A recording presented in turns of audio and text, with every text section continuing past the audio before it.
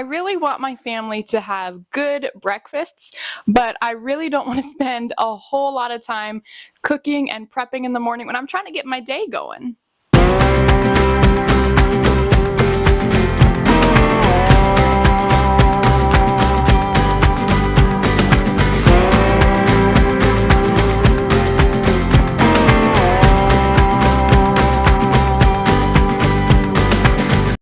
Today, I'm going to be making two different freezer breakfast meals. First, we're going to start with some waffles. Yum, these are delicious. I actually got this recipe from Jamarelle Stewart. Her website is Large Family Table, and this is one of her free recipes on her website. So I was like, yes, absolutely, I'm going to try this because my kids love waffles and I know what's going inside of them. So, like, here are 12 eggs I'm using, and they're straight from our chickens.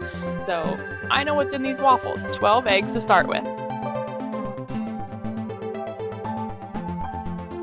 Next up, we're adding 12 cups of flour. I knew this was going to be a big recipe since it comes from Jamarelle, but 12 cups of flour, and I'm using unbleached flour.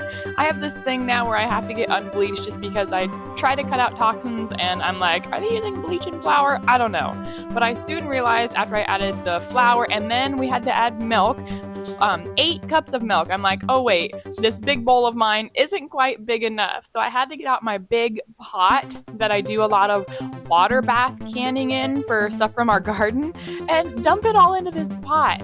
Like I said, I should have realized this is a huge recipe. My big bowl was not going to cut it, so I had to dump it all in my pot.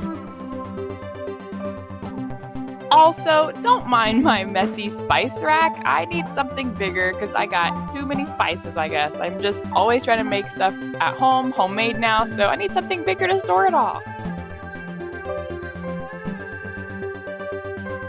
After I've added the 12 eggs, 12 cups of flour, and 8 cups of milk, I'm then going to add 4 cups of oil and stir that in real good. And then I'm adding 1 cup of sugar and mix that well as well. Then I'm going to add 4 tablespoons of vanilla and 4 tablespoons of cinnamon. And you can see I have a little one there like, Mom, because he's ready to taste it. Here I am adding 8 tablespoons of baking powder so that they rise nice and fluffy for me. Even though I like making waffles, all I had to use at this moment was my 10-year-old daughter's mini waffle maker, making them one at a time. So I already expressed to my family that I would really like one of those bigger waffle makers, even if they make 4 waffles at a time, something. And my first waffle here, I added a little bit too much batter, but that's all right. It just makes it nice and fluffy.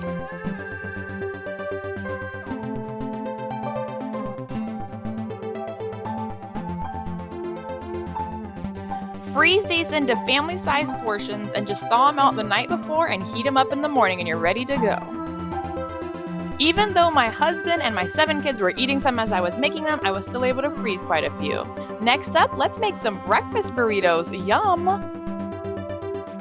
The ingredients for this recipe calls for 18 eggs, 18 flour tortillas, 1 pound of sausage, 1 cup of salsa, and 1.5 cups of shredded cheddar cheese.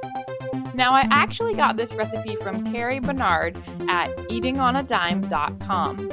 And so all I have to do is once I have things cooked up and ready to go, I just layer it on the tortilla. I'm going to start with layering the eggs, and then I layer the ground sausage that I've already cooked and drained, followed by some salsa, and then some shredded cheese on top. Super easy.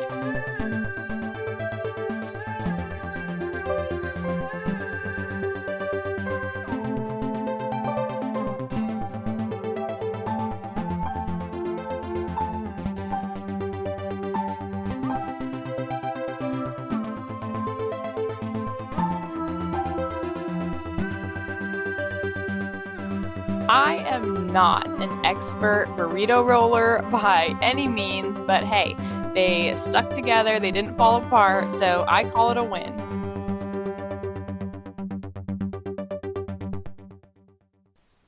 I made my burritos a little bit beefier and I'm going to cut them in half for my littles to eat. I think that'll be good. Put them on a pan in the freezer for an hour and then you can put them in your freezer bags to freeze. Thanks for joining me. Make sure you hit that like and subscribe button and I'll see you next time.